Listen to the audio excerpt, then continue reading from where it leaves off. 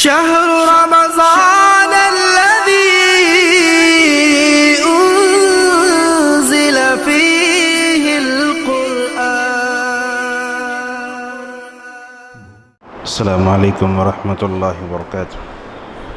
الحمد لله رب العالمين والصلاة والسلام على أشرف الأنبياء والمرسلين نبينا محمد وعلى آله وأصحابه أجمعين أما بعد.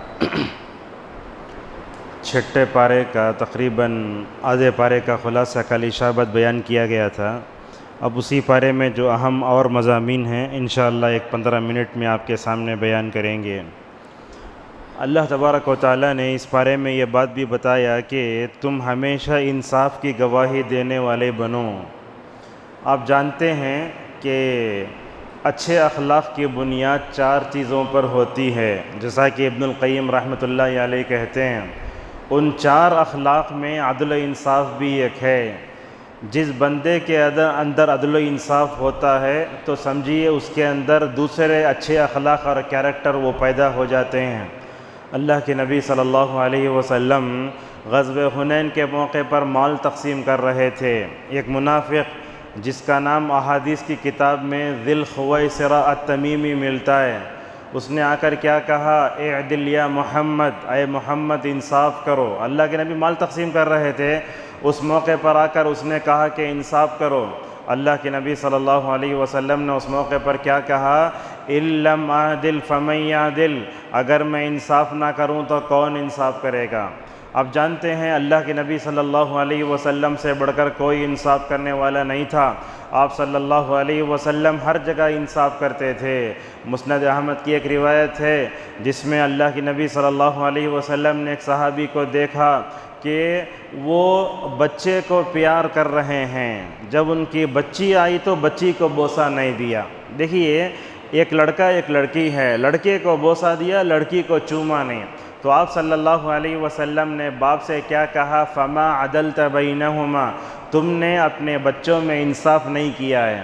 حضرت نعمان ابن بشیر رضی اللہ عنہ کی روایت سے معلوم ہوتا ہے کہ ان کے والد نے کیا کیا تھا, جو ہے سب کو مال تقسیم کیا تھا, اور اس بات پر اللہ کے نبی صلی اللہ علیہ وسلم کو گواہ بننے پر کہا تھا.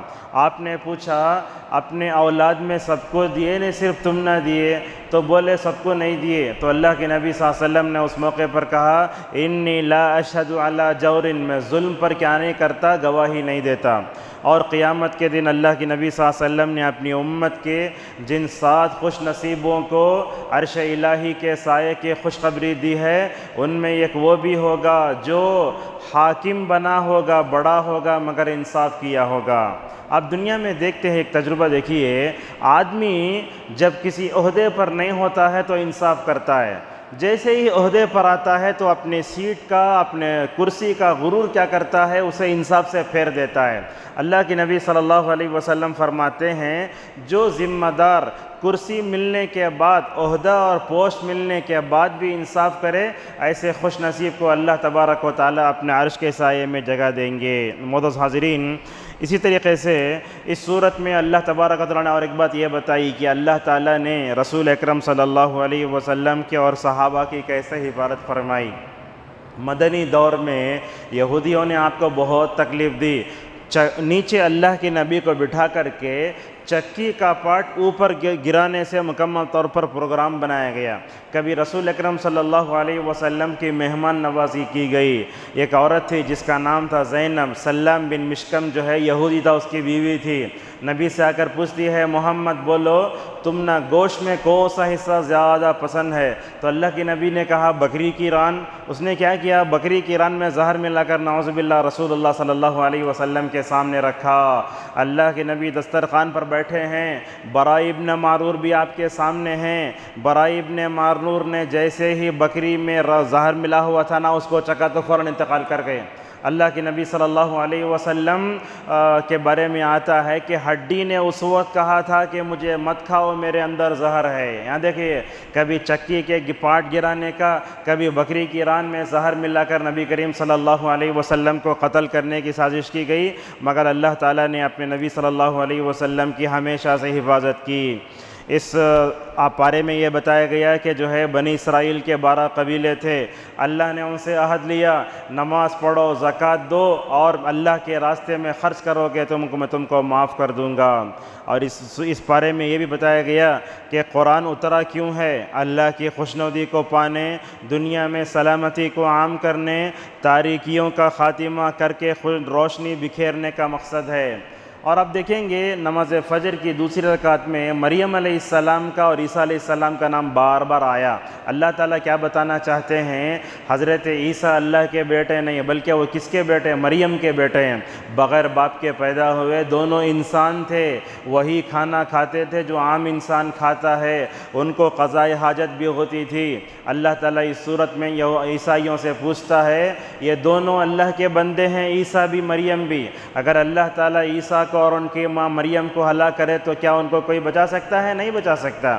ایک بات آپ یاد رکھیے، عیسیٰ پر ہمارا ایمان جو ہے وہ غائبانہ ہے، حضرت مریم پر ہمارا جو ایمان ہے وہ غائبانہ ہے۔ ہم چرچوں پر سے جب گزر جائے تو یہ ٹرم کی ہوئی لال داڑھی اور ایک ساڑی پہن کو کوئی عورت رہتی ہے، ہم دیکھ کو سمجھتے یہی عیسیٰ ہے یا مریم ہے، ایسا مت سمجھیے، وہ جھوٹی تصویریں ہیں، وہ حضرت عیسیٰ بھی نے مریم میں لوگ فوٹو بنا لیے ہیں، اور نہ تو حضرت عیسیٰ علیہ السلام اور مریم علیہ السلام پر ہمارا ایمان غائبانہ ہے۔ اسی طریقے سے اللہ نے یہ بات بتائی، یہود و نصارہ نے کہا کہ ہم اللہ کے چہیتے اور اس کے بیٹے ہیں۔ اللہ تعالیٰ فرماتا ہے ٹھیک ہے، کوئی باپ اپنے چہیتے بیٹے کو مارتا نہیں مارتا، اللہ پوچھتا ہے قُلْ فَلِمَ يُعَذِّبُكُمْ بِذُنُوبِكُمْ، اگر تم اللہ کے چہیتے ہوتے تو اللہ کا غصہ یہودیوں پر اترا کیوں؟ اللہ نے ان کو بندر کیوں بنایا، خنزیر کیوں بنایا؟ اللہ تبارک و تعالیٰ سوال فرماتا ہے۔ بنی اسرائیل پر اللہ کا احسان کیا ہوا؟ بہت سی نعمتیں ملی، سورہ بقرہ میں 10 نعمتوں کا ذکر ہے۔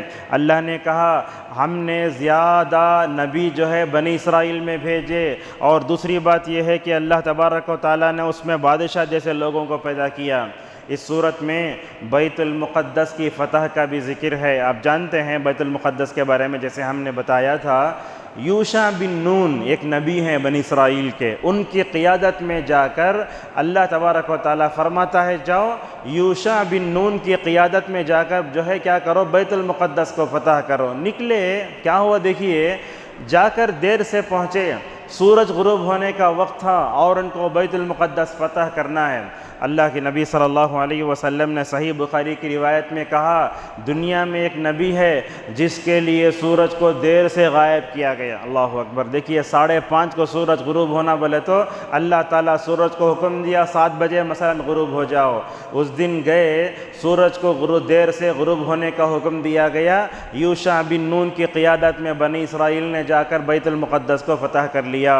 اور آپ جانتے ہیں یہ آج کل جو ہے غیروں کے ہاتھوں میں ہے، لیکن آپ صلی اللہ علیہ وسلم فرماتے ہیں کہ یہ مسجد جو ہے صرف مسلمانوں کے ہاتھوں میں آئے گی، اور یہ مسلمانوں کے ہاتھوں میں آنا خود یہ قیامت کی علامت ہے۔ اور اللہ کے نبی صلی اللہ علیہ وسلم نے فرمایا، غور سے سنیے، 4 مسجدوں میں دجال داخل نہیں ہوگا۔ مسند احمد کی روایت ہے، ایک تو کہا مسجد حرام، دوسرا ہے مسجد نبوی، تیسرا ہے مسجد اقصیٰ، چوتھی ہے مسجد طور۔ یہ 4 مسجدیں وہ ہیں جہاں دجال داخل ہونے کی کوشش کرے گا، لیکن فرشتے اس کو مکمل طور پر دور کر دیں گے۔ اس کے بعد اس پارے میں آدم کے 2 بیٹوں کا تذکرہ ہے۔ آدم کے 2 بیٹے کون تھے؟ اس کا ذکر تو کہیں بھی نہیں ہے۔ مسلم کی روایت میں آیا کہ آدم کا بیٹا، لیکن ہمارے معاشرے میں کیا ہے، لوگوں کی زبانوں پر، خود علماء اور خطیب واعظین کے زبان پر بڑے بیٹے کا نام حابیل، چھوٹے بیٹے کا نام قابیل بلکہ مشہور ہے۔ لیکن یاد رکھو قرآن کا ایک طریقہ رہا ہے، وہ نام ذکر نہیں کرتا بلکہ عبرت ذکر کرتا ہے۔ اگر نام ذکر کرتا تو لوگ بولیں گے یہ قصہ ان سے خاص ہے۔ تو یہ دونوں بیٹے کیا تھے، یہ کیوں لڑائی ہوئی دونوں میں؟ مشہور ہے لوگوں میں کہ حابیل کی جو بہن تھی وہ خوبصورت تھی، قابیل کی جو بہن تھی وہ بدصورت تھی۔ قابیل نے حابیل کی جو ہے اس سے شادی کرنے کی کوشش کی تو قابیل نے حابیل کو قتل کر دیا۔ ایسا قصہ ذکر کیا جاتا ہے، حالانکہ قرآن نے اس کو ذکر نہیں کیا۔ اتنا ہے کہ آدم کے ایک بیٹے نے دوسرے بیٹے کو مار دیا، اس کے بعد مارنے کے بعد اسے کیا کرنا، دفن کرنے کا طریقہ تو موجود نہیں تھا۔ اللہ تبارک و تعالیٰ نے کوے کو بھیجا، یہ کوا کیا کیا، دوسرے کوے کو زمین کھود کے دفن کر رہا ہے، وہیں سے یہ دفن کرنے کی تاریخ شروع ہوئی ہے۔ دیکھیے اسلام کے پاس انسان کی کتنی عزت ہے۔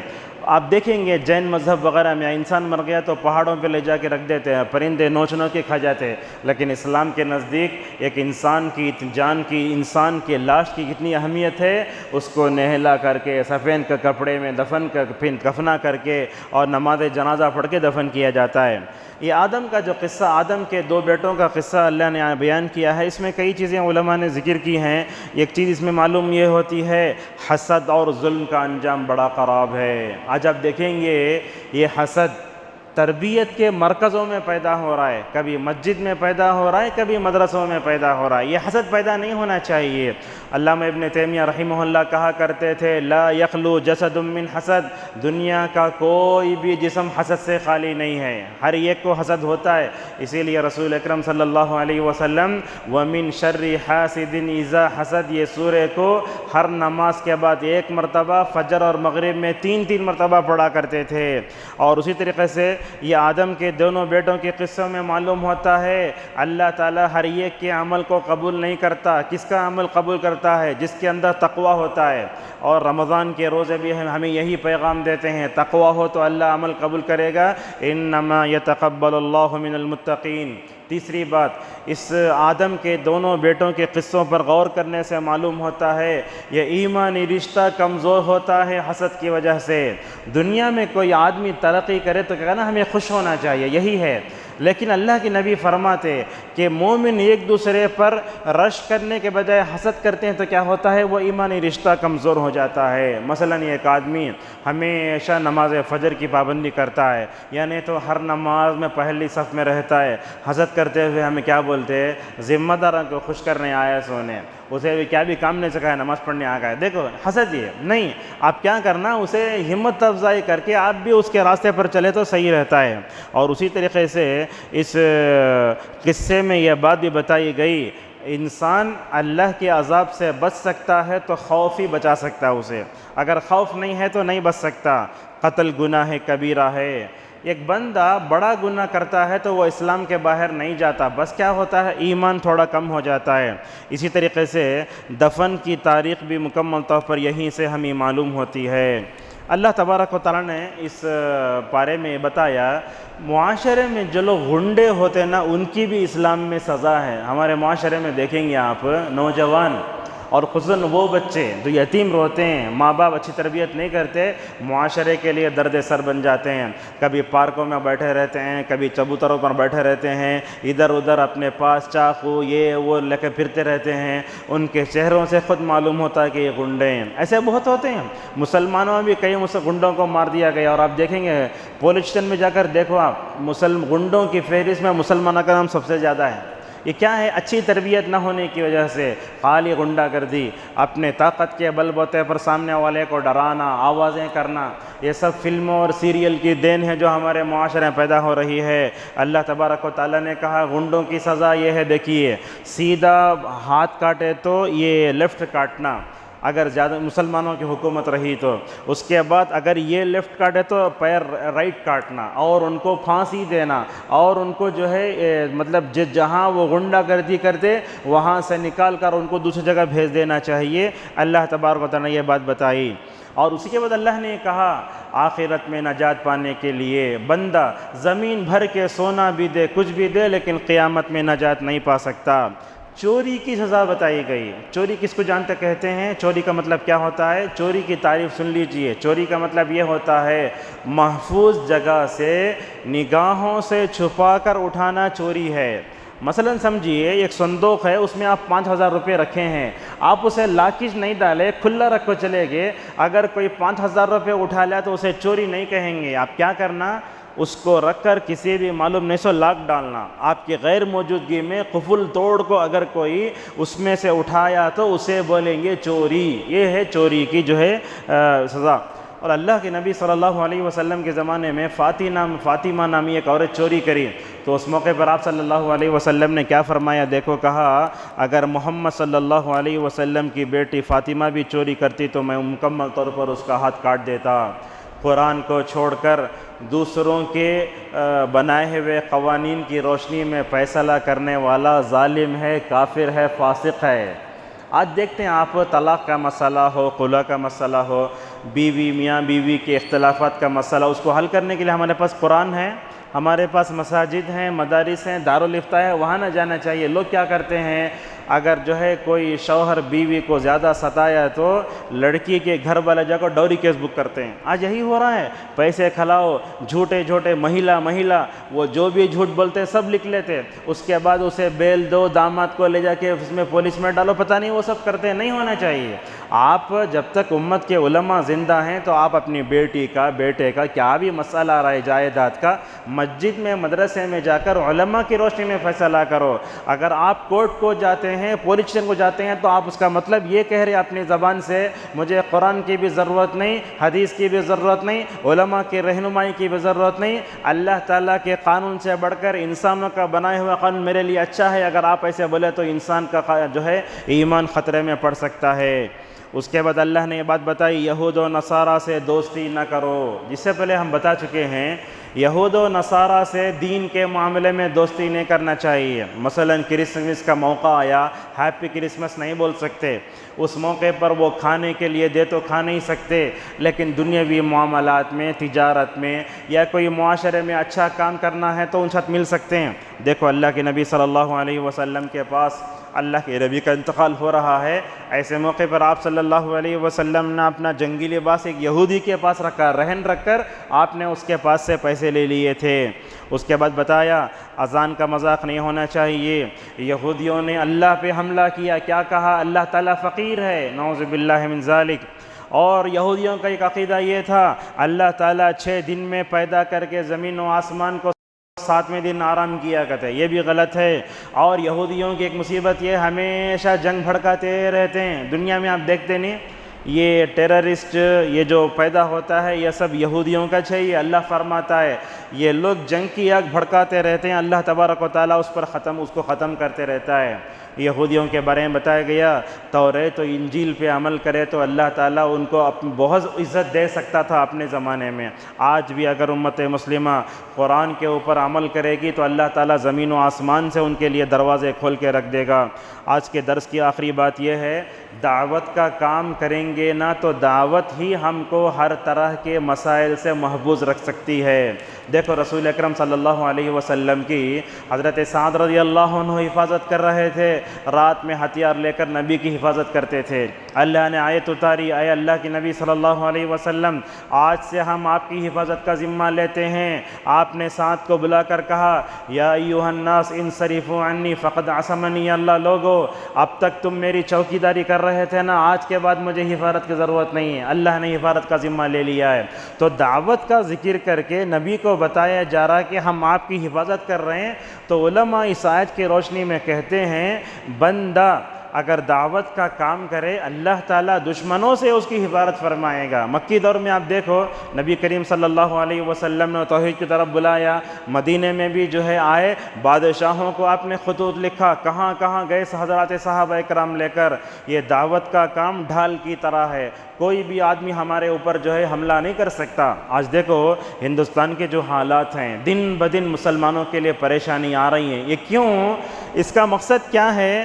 تقریباً جو ہے غیر مسلم لوگ 70 سال سے پلاننگ کر رہے تھے، پلاننگ کرتے کرتے اب کامیاب ہو گئے۔ اگر ہندوستان میں رہتے ہوئے 70 سال سے اگر ہم لوگ دعوت کا کام کرتے نا، یہ دن ہم نے دیکھنے نہیں پڑتے تھے۔ ہم خالی کھاتے رہے، پیتے رہے، سوتے رہے اور آپس میں لڑتے رہے مسلکوں میں۔ اگر اب بھی نہیں جاگے، دعوت کا کام نہیں کیے تو آنے والے دن مسلمانوں کے لیے اور بدترین ہو سکتے ہیں۔ یہ الارم ہے ہمارے لیے، دعوت کا کام ڈھال ہے۔ اگر آپ لوگوں کی تکلیف سے بچنا چاہتے ہیں تو دعوت کا کام کرو۔ دعوت کا کام کرنے کے واسطے میں کیا پورا اپنا جینا سب چھوڑ دینا؟ نہیں، دیکھیے میں آپ کے سامنے درس دے رہا ہوں، یہ بھی دعوت ہے. اگر کوئی خطیب خطبہ دے رہا تو یہ بھی دعوت ہے. اگر کوئی آدمی دعوت کے راہ میں علماء پر خرچ کرتا ہے تو یہ بھی دعوت ہے. اللہ کی طرف مؤذن بلاتا ہے اشہد ان لا الہ الا اللہ، یہ بھی دعوت ہے. آپ اللہ کے راہ میں جو بھی کام کریں گے وہ دعوت شمار ہوگا. اللہ تبارک و تعالیٰ سے ہماری دعا ہے کہ اللہ تعالیٰ ہم سب کو اس پارے میں جو باتیں آئی ہیں ان پر عمل کرنے کی توفیق عطا فرمائے. ہندوستان میں رہتے ہوئے دعوت اللہ کا کام سنجیدگی سے کرنے کی توفیق عطا فرمائے. وآخر دعوانا ان الحمد للہ رب العالمین. شهر القيام شهر القرآن. رمضان